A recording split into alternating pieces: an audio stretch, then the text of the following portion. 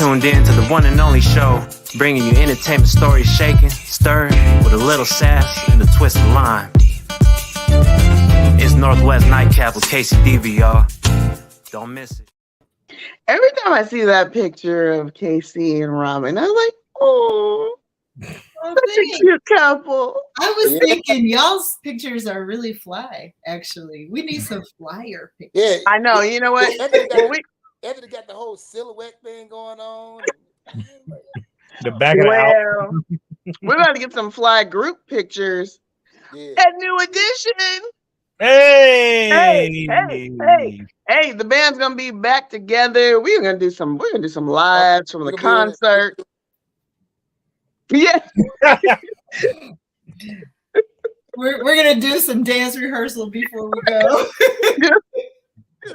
Maybe they'll let us up on stage and dance with us. They're talking about sorry. All right. Oh my God. Sorry.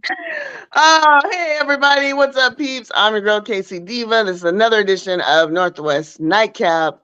The gang's all here. We are excited to bring in the new year. Happy New Year, everybody. Hey. Happy New Year. Happy New Year. We made it. We made it through 2022. I mean, you know, that's a blessing, right? Because there was just too much going on in 2022. Just a lot going on, but we made it, and we're here, and we're back for another fun year of Nightcap. So yes, we were actually pretty serious as we were laughing and joking about the New Edition thing. New Edition is on tour, and since they are not coming to the West Coast, my sis, Miss Princess Robin, reached out one day and said, "Hey, you know, they're coming to Memphis." And I was like, "Wait, what?" Looks like Deeva and Anthony are heading to Memphis in a couple months. New Edition. Encore. New Edition. Guy. Key Sweat. And there was one other. Oh, there's one more? There's one more. Yeah. Oh, that's just gonna be the 90s concert of the year. I thought that was it. No, it's New Edition, Guy, Key Sweat, and there was somebody And else. Kirk Clayton. Yay! Kirk Clayton, Wait. Are you the musical director for this whole thing? Yeah, I wish. Kirk Clayton is setting it off with New Edition. I wish. Well, I'm excited. I'm definitely excited to not just to see New Edition, but of course, all my peeps back in one place since we're so far. For those who might be new to the podcast, let's do some introductions. Let's go to my right, your left, if you're watching, in the beautiful burgundy. That is just your color, princess. She's looking very royal, very regal as always. Miss Princess Robin. Hello. Thank you for joining me as always, my sis. Pleasure. And let's see, bottom screen, my left, your right if you're watching us. Her hubby, the talented musical director for Confunction, R&B royalty, Mr. Kirk Clayton. Kirk K-Cee Clayton. Oh, welcome again. Good to see you all. In case you didn't catch in and clue in on that, these two, Princess and K-Cee, are a couple, a happily married couple. To each other. To each other. I keep forgetting to say to each other. You know, I'm just assuming people can figure it out, but okay. To each other. To each other. Since you put us in separate rooms, you know. Right. Just feeling Why like are we they gotta together? make that. You know, if we wanted to do the Brady Bunch boxes, okay? So you all huddled together, didn't work. So we did this. But so for people that don't know, yes, you are together, a very happily married couple. We're in the same house. In the same house, just different rooms. All right. And down at the bottom to the right, last but certainly not least, Mr. Anthony Debonair, the most important man in the world, Adams.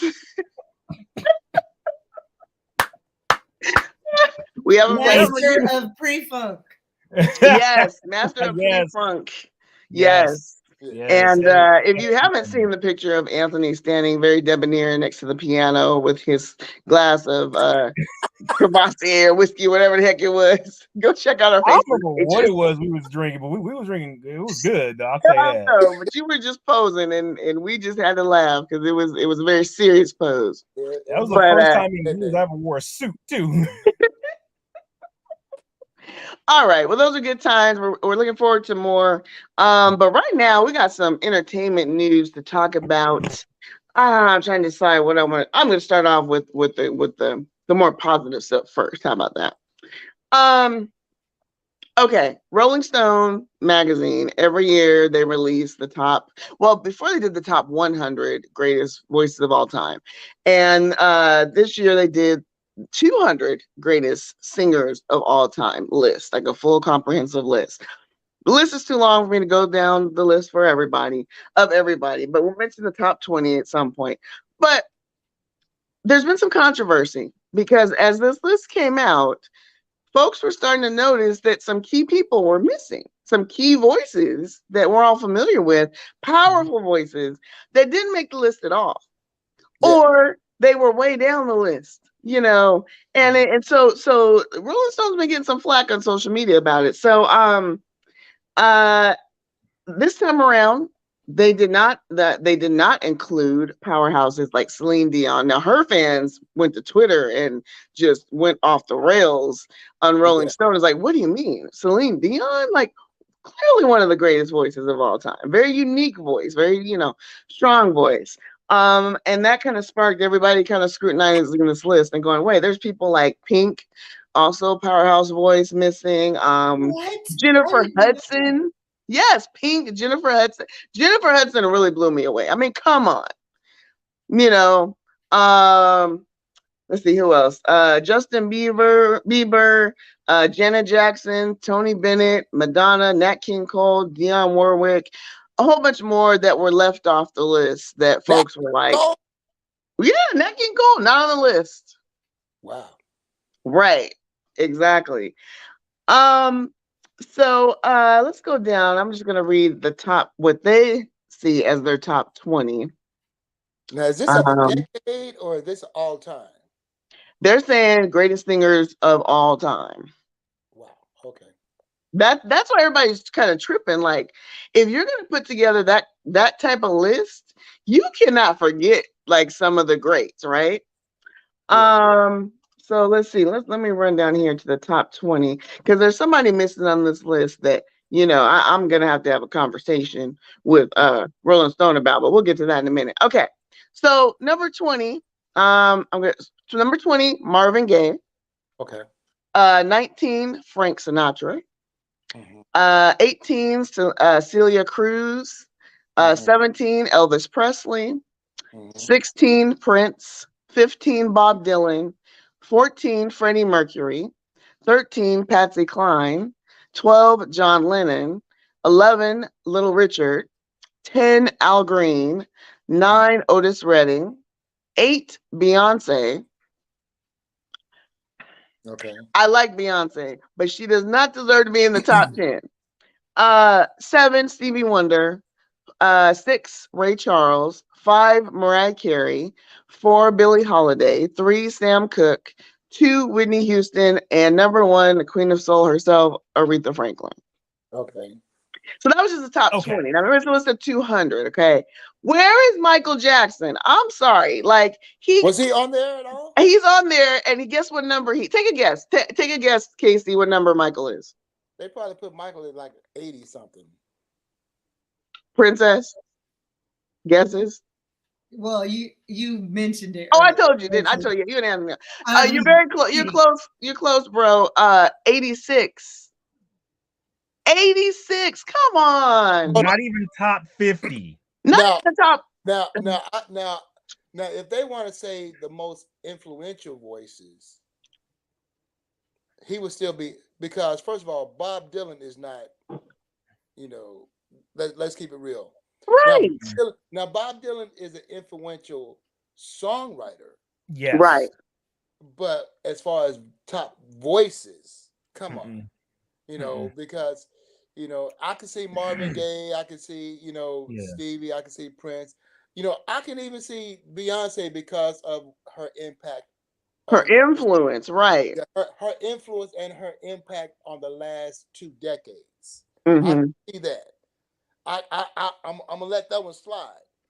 But to not have Michael Jackson, who is, and first of all, you can't have you can't have Elvis Presley up there and not have Michael Jackson up there. That's the first thing I clued in on. Like, wow, really? Yeah. Come on. That especially when you are the king of pop. Right. I feel the same way like about John Lennon. Like if John Lennon's gonna be there, Michael Jackson should. You know what I mean? Yeah, and exactly. and to piggyback off what Brother Kurt said, John, I love John Lennon, love the Beatles. John Lennon, great songwriter, but not over Michael. No, love Bob Dylan, influential songwriter, not over Michael. My question is this: how is it those two are up there over Luther Vandross? Because of who they were surveying, or who was taking the survey. I must say because it's clear who was doing the survey. Yeah. I don't know. Let's see. It doesn't say that they surveyed. I don't think they surveyed them. I'm guessing they had to put out a focus group, or they had to have, and most times it ain't us. Yeah, I don't see that in the article, but they might have. I just assumed it was like some of their producers who made up a list or something. Because I'm like, this doesn't even make any sense. They so Taylor Swift. Someone commented they placed Taylor Swift higher than Kelly Clarkson. Rolling Stone magazine proved not to be credible. Yeah, here's some of the comments from yeah, because now some of them are more influential. Now Taylor Swift. Now, if you're talking about vocals, no. If you're talking about impact and their media and their emotions, yes. So that's when sometimes the title is misleading. The title is very misleading because Bob Dylan was very influential in the 60s. His music was very so yeah. If you want to say who had impact on, just like Marvin Gaye, Bob Dylan, Joni Mitchell, all of them, especially during that very political time. Yeah. Yes, they should be up there in the top 10 or whatever. But if you're talking about the greatest voices of all time, come on, no. Yeah, that's what they I think you're right, K-Cee. I think that they labeled it wrong. Yeah. I think they either needed to say most influential voices, or they could have done a couple categories: influential voices and greatest actual vocalist, or something. Or I even would have liked them to separate the male from the female. I feel like just kind of throw them all together. No, top female voices of all time, top male voices. So I don't know. There's a bunch of ways they could have done it. Is Luther Vandross in there at all? I didn't see. I didn't go through the whole 200 list, but I don't know if he's on there. Not on there. I know Luther Vandross. Well, but they have Sam Cooke and they have so it's kind of weird. I'm like, but it's kind of, but you don't have Nat King Cole, right? So it's like how it's like when you think of Christmas, just like we just had Christmas, right? You cannot think of Christmas without thinking of Nat King Cole's Christmas song. Chestnuts roasting, that's one of the all-time greatest songs of, I was just looking up real quick to see if Luther Vandross was on there. I'm not seeing him. No. Wow. Nope. No Luther. And a lot of times it's because they didn't know because they were looking at it's more of a pop-driven population. I was like, did millennials do this list? But that's what I'm saying. And now, and I'm gonna be honest. I wouldn't, although I like her, I understand. Now, Jennifer Hudson to me should not be in the top 200. Really? No? Yeah, in my opinion. I think she's a good vocalist. Okay. Right? But as far as all-time greatest of all time, people that you think of like that had impact and had songs that you remember. Mm-hmm. Celine Dion, Dolly Parton, Whitney, Tina Turner, if you want to put them like that. Mm-hmm. I can see the Al Green, but who does not know a Michael Jackson song? I mean, they've got Usher. Usher is at 173. Yeah, but even then, and Usher has had hits. Name me one Jennifer Hudson hit. Yeah, but they say singers though. Jennifer Hudson, if you tell me these are the greatest singers, Usher to me isn't a great singer. I think, I don't think he's a great singer. I think he's a great performer. He can dance, but Usher, Jennifer Hudson has the vocals. Jennifer Hudson hollers to me. I'm sorry. She hollers. She hollers. She does. And I am telling you. So does Patti LaBelle. But here's the thing. Now, if you're gonna put Jennifer Hudson up there, before you put Jennifer Hudson up there, you have to put the originator of that performance, which is Jennifer Holiday. Jennifer Holiday. Oh, yeah, she's not on there either.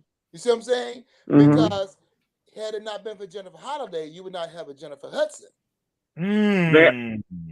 That's actually very true. Yeah, okay. Fair enough. Okay. I would really be curious to know, like who they surveyed. Maybe they did do a focus group because that's usually what they do in these cases. Because man, that's just but that focus group got it wrong. For real. Right. It's like, who was the focus group? That's what I want to know. And once again, you cannot. I mean, to me, Celine Dion should be in the top 20. Mm-hmm. Oh, absolutely. Yeah, absolutely. And Adele. Adele's another one. I think she made the list, but she's not in the top 20. Yeah, I think Adele is okay. But, you're talking about all time. You're talking about 100 years of music. Yeah. Adele, she has been popular, right, in the last, decade or so. But is Shaka Khan on there? Let's see if there's Shaka. Because if Shaka Khan ain't on there, then you better not be putting on Adele on there. You see what I'm saying? Let's see. Mavis Staples on there. I mean, Mavis Staples. I'll even take one better. Mahalia Jackson. I'm not seeing Shaka. Of course, we know Mahalia is not going to be on there because I don't think anybody knows who Mahalia is. Oh, wait, hold on. Am I on there? Shaka. Am I on there? Because I kind of was doing my thing and see how it goes. Shaka Khan is 28. Whoa. Okay. So hold on. So Shaka Khan is on there above Michael Jackson? Yep, she sure is. Wow. Way above. If he's 86. He's 86. She's 28. Now, Michael who did this list? And once again, Michael Jackson should at least be in the top 20. Because once again, top 10. Everyone. Oh, my bad. I missed Luther. Luther's 31. Okay. Yeah. So, good. That's cool. Still, let me ask you about someone else. Who? Donny Hathaway. Oh, let's see. Donny Hathaway. I'm gonna have to look at this list. I'm gonna have to study it. Yeah, it's kind of crazy. Oh, Patti LaBelle 75. Okay. Again, I think she hollers. I think Patti hollers. I'm not really a Patti LaBelle fan at all. Patti LaBelle hollers. She hollers. She yodels, but she has her unique style. Jennifer Holiday is. I mean Jennifer Hudson.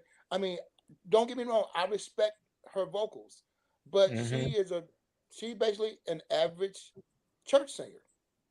You can go to any church and get that. Donny Hathaway is 126. Okay. It's fantastic. Tammy Wynette is here. Robert Johnson. I would take Fantasia over Jennifer Hudson. And I bet you Fantasia. See, I think to me they're equal. They're both screaming singers to me. They kind of sound the same to me almost. But Fantasia has had hits. Okay, yeah. If you're going from hits, one song that you remember of Jennifer Hudson.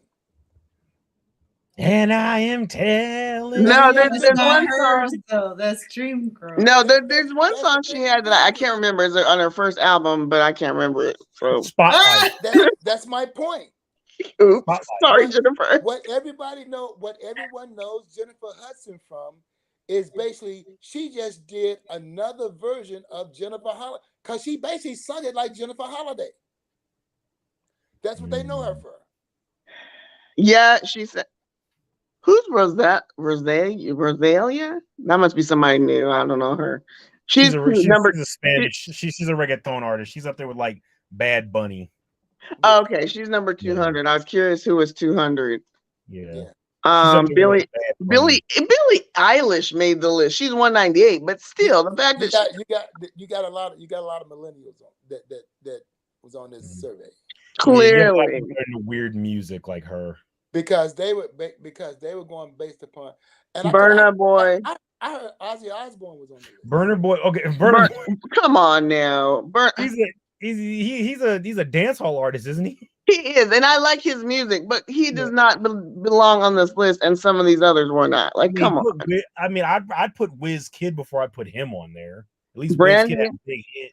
Brandy's 193. I'm just pointing out some of the Jungkook from BTS is number 191. I mean, some of the people that made it is like, come on. I know who else probably made it. Who? J-Lo. Oh, see if J-Lo's on there. That's. Hold on, let's see. I gotta do a search. J-Lo. If she's not on there, all I'm thinking in my head right now is the Jamie Foxx joke. What? He's like, I ran up on J-Lo the other day, and she's like, Shh. She said, "What's wrong with you?" I said, "What's wrong with you?" She said, "You said I cannot sing." And Jamie Foxx goes, because he's doing the stand up.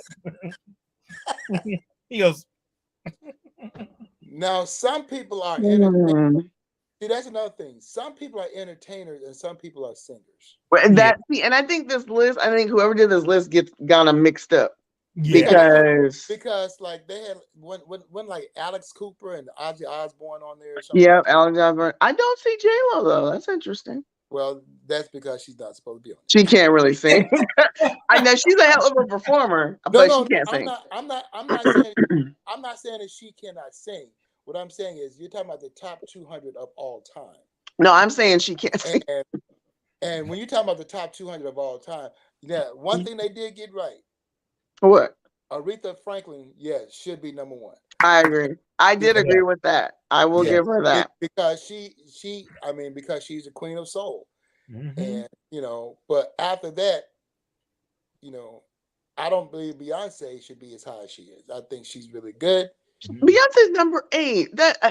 Come on now. Beyonce's a performer. But once again, they're looking at her body of work, and she has a big body of work. Mm-hmm. And at the same time, once again, you have a lot of millennials that, once again, they don't know who a Nat King Cole is. Mm-hmm. Some of them don't even know who Michael Jackson is.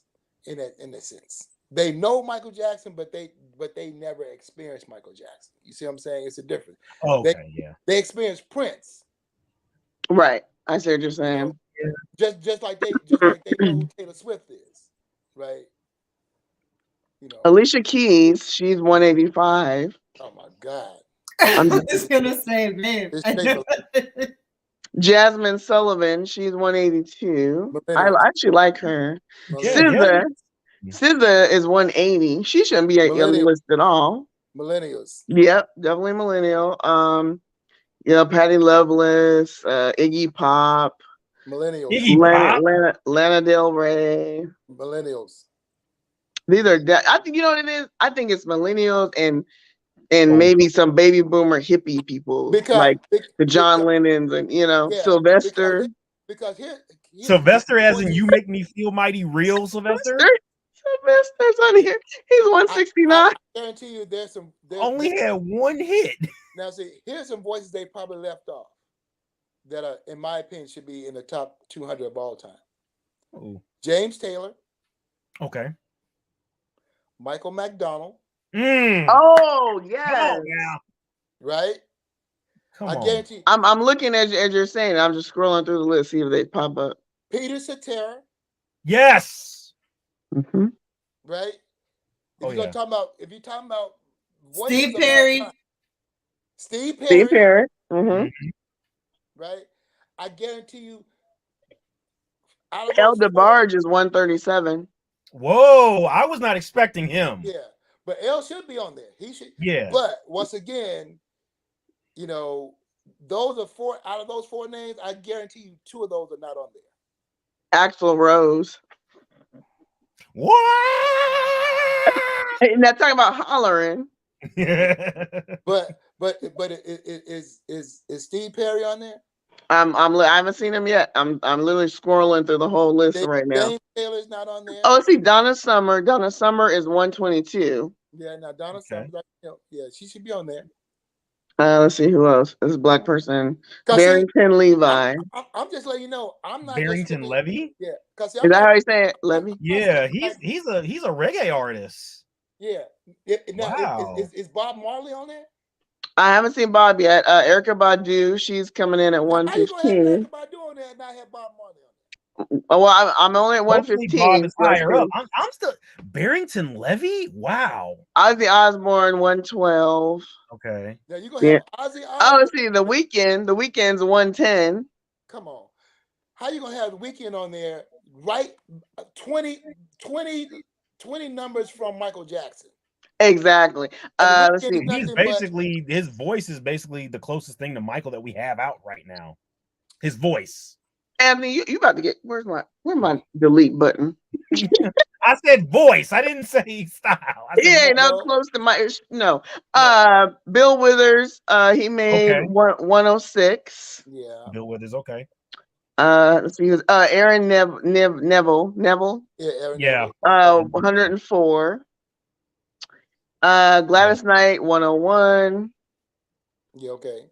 Okay, it's good that we're in the top 100. Elton John is number 100. Okay. Let's see who else. Bob Marley is 98. Oh, okay.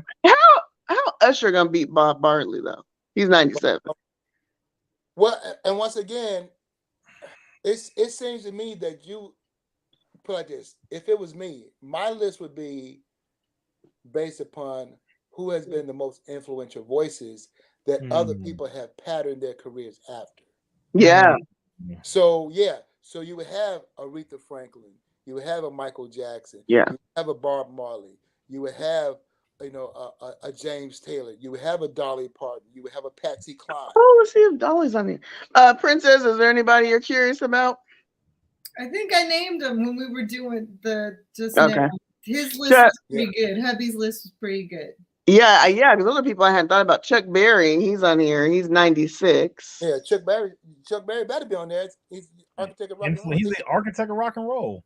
Anita Baker is 92. How about Carly Simon? Haven't seen Carly yet. Selena, 89. Diana Ross. Diana Ross is 87.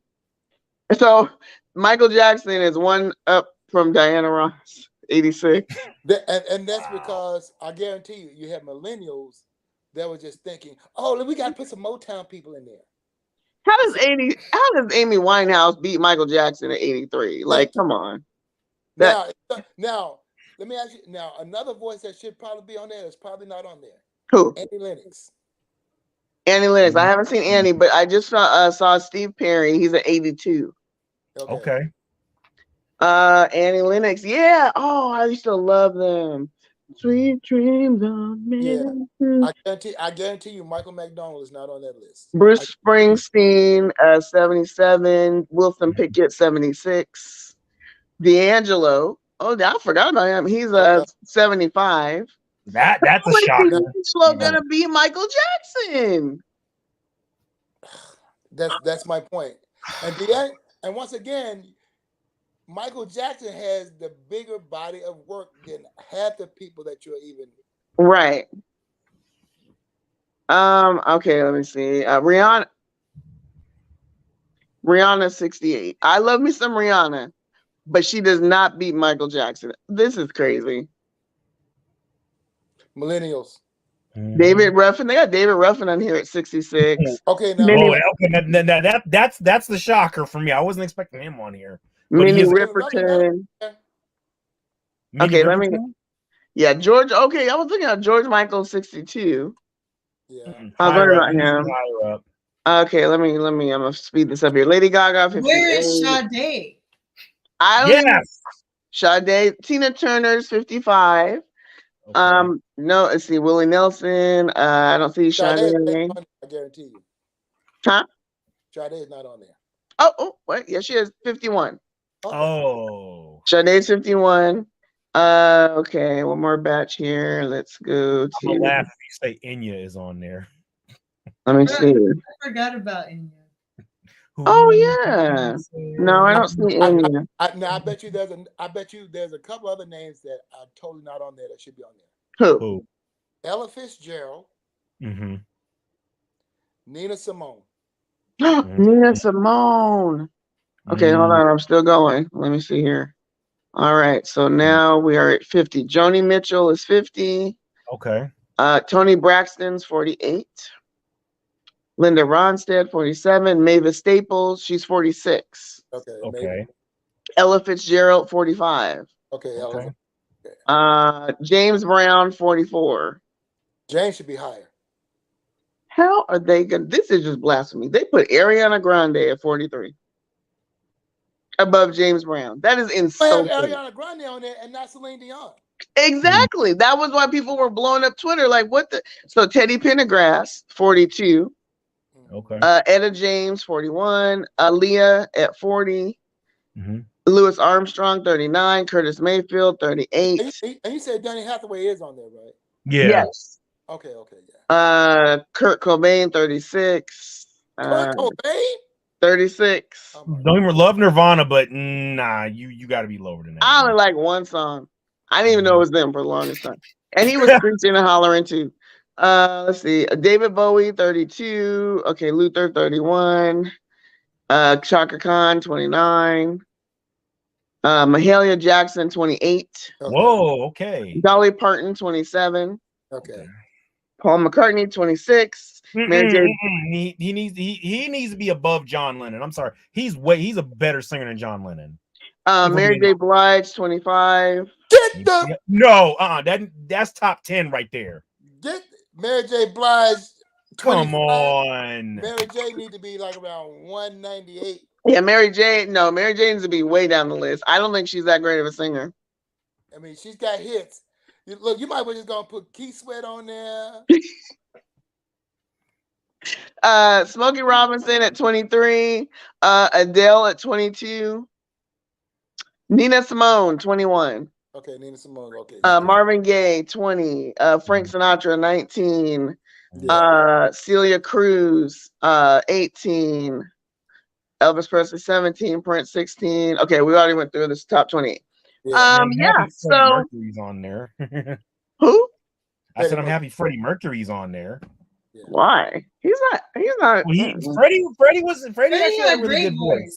Freddie was he did.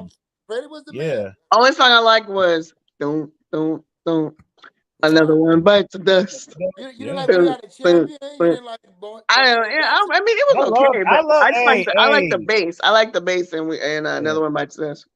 In that song, like for example, this is a great example of how good of a singer Freddie was. Freddie, you couldn't tell, but Freddie's voice was actually starting to really go bad when they recorded that record, I Want It All. And that's like when he hits his highest note. Yeah. You couldn't tell. That's like when he was really, really sick. Yeah. Yeah. That's how good of a singer he was. Yeah. I would have felt better if they had Michael Jackson right above Prince. I think Michael and Prince definitely should have been. Michael should have been right. Michael then Prince. Them two should have been top 10.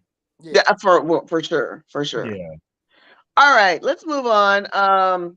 Speaking of sick, and I don't want to spend a ton of time with this, but it happened this week, so I gotta mention it. Surviving R. Kelly Part 3. Did any of you get a chance to watch any of it? I think I'm done watching R. Kelly stuff. I watched it because I was curious. I was like, what more could they tell, right? Yeah. This series is 3 parts. This, I think, out of the 3 episodes of it, was the most graphic, I think. So it was focused around the court case and all the things that came out in the court case that we didn't hear before. I'm not going to go into a bunch of detail. I mean, but when I say this man seriously needs help, he is very sick. I mean, they just grazed the surface initially. The stuff that came out in the courtrooms, even some of the reporters were like, one reporter was like, I had to leave. I was literally nauseous. I couldn't because they had the video and the audio, things. And one of the things that came out that I didn't know that I thought was interesting, we all know he married Aaliyah. She was 15. And then her dad was furious and he got the marriage annulled. But what came out in this documentary, allegedly, R. Kelly made them sign a non-disclosure agreement after the annulment, and then which I could see him doing, and then he also gave them the rights to his first 3 albums, so the royalties to his first 3 albums. As of course, people are like, oh, was it hush money, whatever, so this is all alleged, but man, I watched the first 2 episodes. By the 3rd one, I was getting up. I was like doing other stuff because it was really rough to watch and just hear those things. And it's just sad all around. But it came out this week. It's on demand if you're interested in how the court case and all the things that were revealed there. Be sure to check it out. I could do without seeing any more. I hope this is the last iteration of it because, I mean, like I said, it was just much money off of it. Yeah, and they're making money, and this is my turmoil. Part of me is like, I'm glad that the survivors got to tell their story. Obviously it was very emotional for them, but also very painful for maybe those that were affected that didn't tell their story to have to, oh, here we go again. There's another, 3 parts I got to see or hear about, or, you know what I mean? So yeah, it's just one of those things that's just really unfortunate. And who is it? A&E? Is it A&E? Lifetime. It was Lifetime.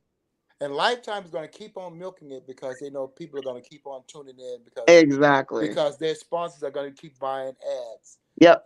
And as long as people are interested in it, they're going to keep on. They're going to come up with a part 27 and part 28. Well, and there's other trials. What'd you say, Princess? It'll be run as long as Trapped in the Closet. Oh my God, that was like the longest song video ever. Right. Yeah, I hope not. Although there's, he's got like 3 or 4 other trials coming up. I mean, state trials, so yeah, I think you're right, K-Cee. I think they're gonna milk it, unfortunately. But when I say I've seen more than enough, I've seen more than enough than I care to ever again. Like I wish I could unhear some of the stuff I heard. I think what I would say though about it is if the survivors find power in using their voices, I'm glad for that. I'm glad for that. Because I did watch the early one. I didn't watch this, but I did watch the early one, and it was super sad and disgusting. I hate to use that word, but it was. Yeah. And just the backlash that the survivors got for speaking out, I was like, are you kidding me? This is just the victimization. They brought that up. Unreal. Yeah, and they brought that up. People want, and so I do appreciate that there is a platform for survivors to tell their story because victimization. I mean, we do not believe women when they talk about violence that is on them, and then we blame them. And so, I think the more we hear or understand that it's happening, everybody can't be wrong. At some point, there you can't have be. to say, like, what do they say? At some point, we have to acknowledge maybe OJ did it. You know what I mean? Right. Maybe there was something wrong with this man's behavior. The glove didn't fit. They brought that up. They brought that up. The glove didn't fit. You must have quit. Yeah. Right.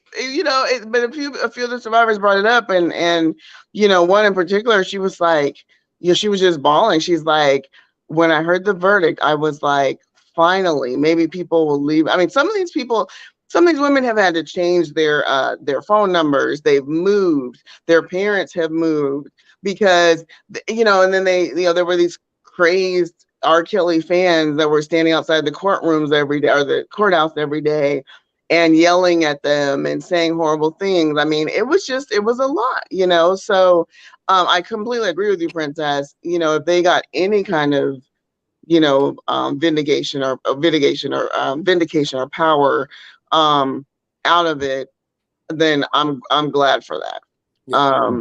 And I hope that the naysayers, just leave them alone, let them be, Yeah, because for some reason it takes like 100 women to make somebody believe that somebody did something. That's what's it's ridiculous. Disgusting. Yeah. Ridiculous. Yeah. And in fact, and they said they're showing some of the court documents. They said Aaliyah's name was brought up, like, I think it was 364 times or something throughout. And, a lot of the survivors said, we're glad that she's not here to tell her story, or what she might have gone through. And so we're glad that we're here to, we can't tell her specific story, but, she was one of us, she was 13 when it started. So, And here's what's also sad. If her name hadn't been in it, it probably would have been less interesting for people to hear what he'd done to others. Yeah. So you're absolutely right. Yeah. That's just how I feel about it. No, I think you're absolutely right. I think, I think that, but I also think just how famous, R. Kelly is in itself.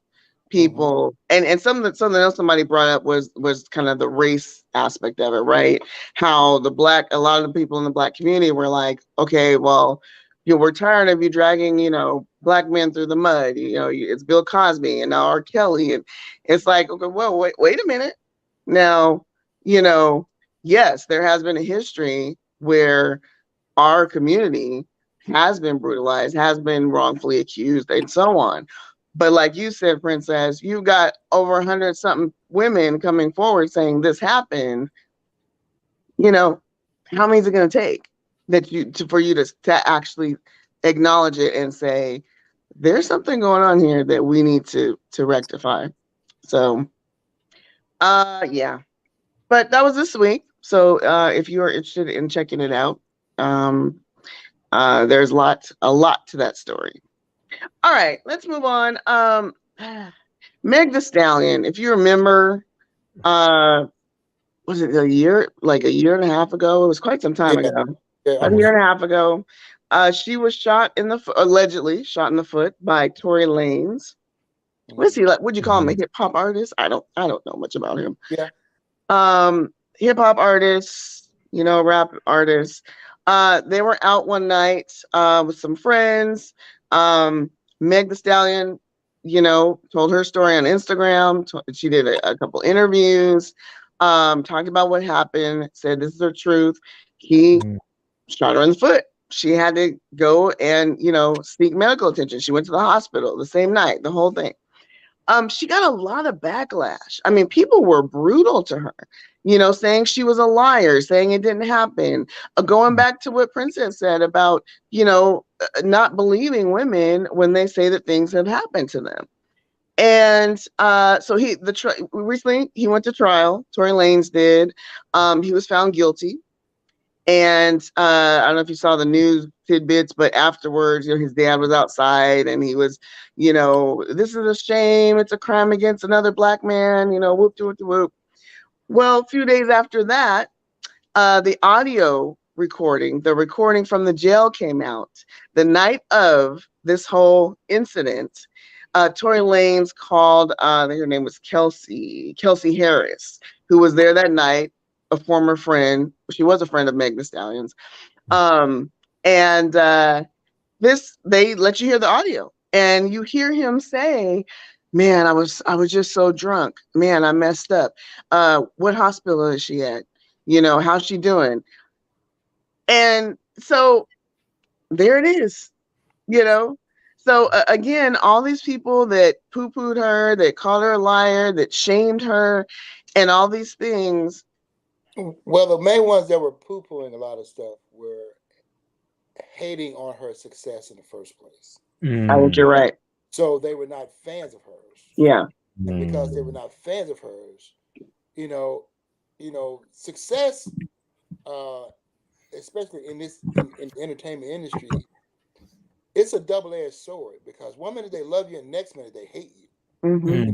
And sometimes it's like if you're not, if you're not rocking with them from the get-go, then it doesn't matter what you do. They're gonna, you could be feeding the homeless and curing cancer. They don't care. They just don't like that. Yeah, that's really too bad. So they'll do everything they can to slam you in any kind of way. And on the other side of that, the ones, like the Beehive and all them, it doesn't matter. Like I said, you could be, killing babies, but they're going to defend you until the cows go, or, right, or even Trumpsters, whatever, just call them, But it's just the fact that when it comes to success, and for me, one thing I've had to even explain to artists that I've worked with, especially female artists, female artists get the brunt of any situation, because they're never ever gonna they have to prove more and more that they are bigger and better than anything, especially black females, especially rap artists, right? Female rap artists, but not just rap artists, just black singers or whatever. You got to be twice or three times better than your counterparts.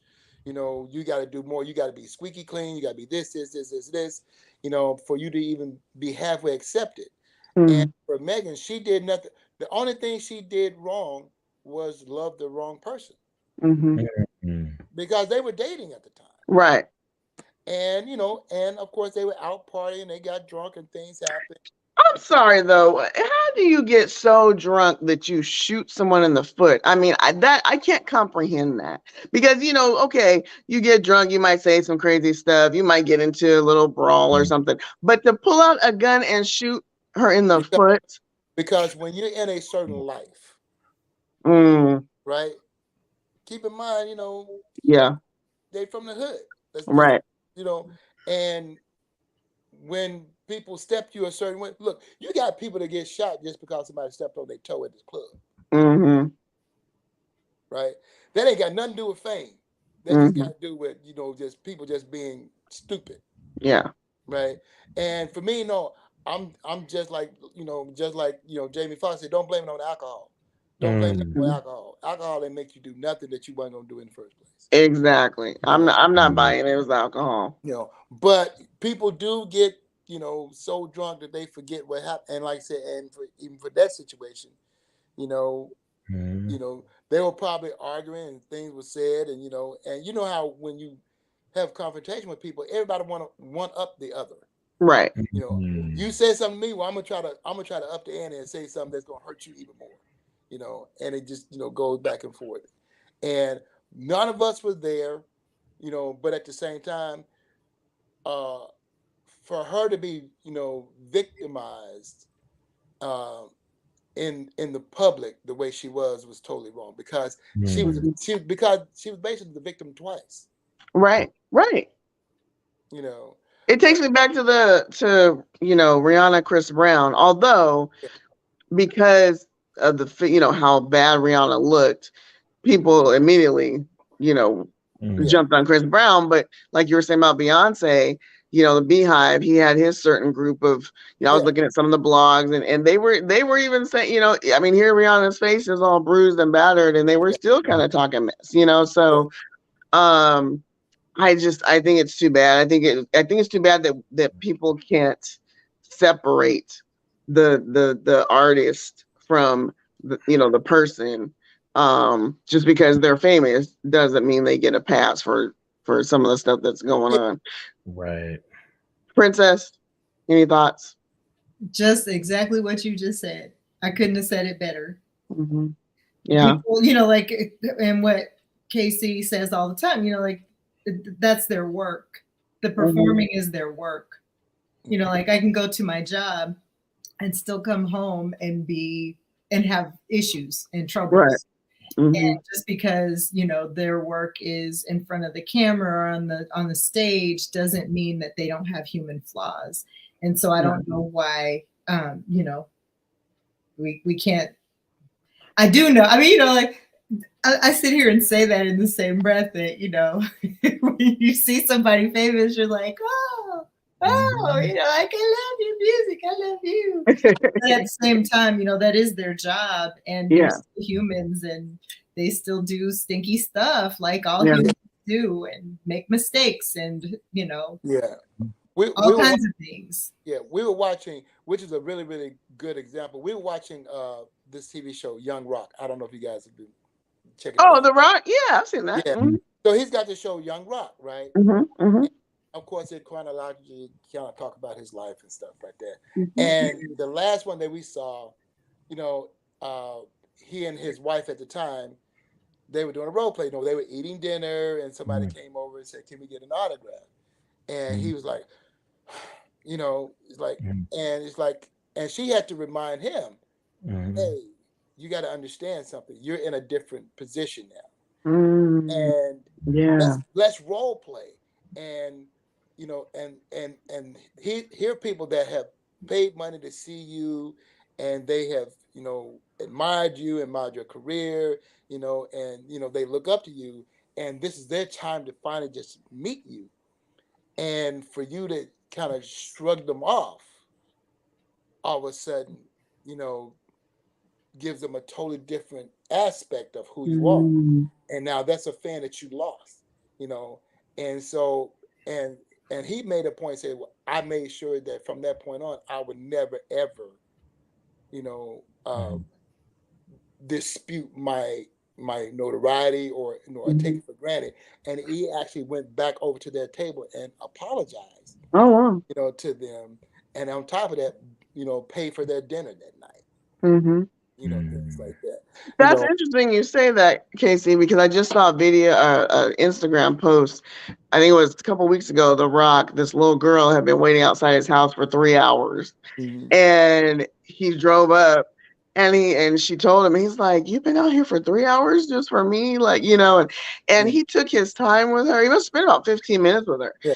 He asked her how she was doing in school, and he took pictures with her. And, I was like, wow, okay. So when you're telling that story, I kind of stopped watching the series. I hadn't seen that one, but, good for him. Yeah. But one thing about that, you can't do that with every single person, and people do forget that you are a human. Like Princess was saying, people forget that you're a human too, and that you're just trying to have dinner, or you're just trying to have some time, some personal time. And you're not always, just because somebody walks up to you, they're not considering, hey, I'm with my family, or I'm with my loved ones, and they're just thinking that you're just, and they only see you as the entertainer and not a person. They just see you as an object, in that sense. So happens to me all the time. Everywhere we go, I just step back and say, "Babe, hey, better have her shine." Let me get my shades and my hat. Right. Anthony, I'll be over here in the corner when you finish, babe. I'll be over here. Anthony, what are your thoughts on that? I mean, I think we've had this discussion before, but it's a balancing act, right? Because you don't want to lose a fan, but then there are times where you probably do want to just kick it with your family and not be famous, but then you also have kind of stepped in that role. So yeah, well, a lot of people, you know, it's interesting because I think back to this time when I was in college. I worked at Black Angus, and Marcus Trufant, who played for the Seahawks at the time, had came in after the Seahawks. Yeah, he came in with his family and everything, and they were having dinner, and nobody was bothering them, you know. But one of my coworkers, you know, was like, you know, we should go over and ask for an autograph. And my supervisor was like, if you do it, you're fired. And she goes, I don't understand why we make their lives famous. It's like we support their games. It's like, well, yeah, but at the same time, he's here spending money, so he's essentially kind of supporting you as well. Yes. So it's one of those things where it's like he's human just like you're human. He's got a family just like you have a family. There is a time and a place to do that. I think back to something that Cindy Crawford once said when she was dating Richard Gere. She said they would go out to dinner and people would be outside the restaurant and wanting to get photos and autographs and stuff with him. And what he would say is, hey, listen, I see you. I thank you for your support, but this isn't the time right now. I know I'm with my girlfriend. We're trying to have a nice dinner. But the fact that they acknowledge you is something that's really, really important. Like I've seen celebrities and I've said, hey, is it possible I can get a photo? And they go, hey, not right now. You know, I'm with my family and everything. Like I see him in the airport, but you know, they dap me or whatever. I'm like, hey, cool. That meant more to me that they acknowledged me. Yeah. That, you know, and they said, hey, I appreciate your support and I thank you. But also, it was also a reminder for me, hey, you know what? They're human too. They're trying to get someplace and everything. So, you know, just let them be, you know, but there is a time and a place. Convention where they're doing an autograph signing, absolutely. But restaurant, leave them alone. Yeah. You know, I agree with that, but I was going to let you know, had I ever seen Michael Jackson out in person, I would be that fan. I would share. You wouldn't have seen him. You would have saw this. You would have saw this. Hey, move. That is one time I would have been shameful. I would have just been like, I probably would have passed out and missed the moment. Actually, I'd be like, "Where you at? He gone. He said, tell you hello." 45 minutes ago. Right. Oh, damn it. Okay. Well, we're almost out of time. Thank you for joining us once again. That was a very interesting and fun nightcap to kick off the new year with. Princess Robin, where can we hear all about relationships, Traveler's Guide to Venus and Mars? Venus and Mars with Princess Robin still streams on Anchor, Apple Podcasts, Spotify, Breaker, most places that you get your podcasts. Anytime you can, wherever you can stream, right? Pretty much. That's right. That's right. Me and my producer, K-Cee Clayton. K-Cee Clayton. Save it. Anthony Adams, 90 Day Fiance. Yes, 90 Day Fiance. You and I, we're kind of doing like this little 2-week increment because they're doing a 4-part tell-all. You can catch me and you doing that recap on Instagram Live, usually every Tuesday at 8 p.m. Pacific time. All right. And Brother K-Cee, what are you up to? Ooh, a lot. Well, we just finished, the Love Train 40th anniversary tour with Confunction. Oh, right. And now going into the new year, got a lot of things going on, a lot of tours with Confunction, Howard Hewitt, Glenn Jones. We're in the process right now of getting set to do the Tom Joyner cruise. Oh, fun. So, we're working out where my band will be one of the house bands to play behind a lot of great artists, and putting that situation together. So we're in the process of doing all that situation right now. So looking forward to a lot of stuff, Very cool. I looked at one on the website and the Tom Joyner cruise is sold out. No, I think there's still some cabins available, Oh, well, it looked like I glanced at it and it said sold out. I was like, that might have been like previous ones. You got to make sure. Oh, okay. But we're looking forward. But we're looking forward to it. And just. We just. Oh yeah, we got to send you guys like the photo. Our photo, the family photo shoots that we did because we did our Marvel this year. So Oh, how cute! I love it. I love it. Ever make Robin mad? Yes. Yes. Thank you, Montreal. These aren't mine. These are our sons, but he left them, and I happen to. That's very cute. Yeah, I was Nick Fury. I was Anthony Carter, because you know what, the Marvel characters all wear very skin tight things. Yeah, and it sounded good until it was time to get your costume. Then it was like cutting off circulation. I should have ate last night. It was fun though. We had a good time. I can't feel my legs. Right. All right. Well, with that, we'll be looking forward to those pictures for sure. You all stay safe out there, and blessings and prosperity, abundance, all the good things going into 2023. And we'll see you next month. Same time, same place. First Thursday of the month. You know where you'll find the crew. And 2 months till New Edition. I think we're gonna broadcast live from there. I think that'll be fun. Mm-hmm. All right. Later, peace. K-Cee Soul,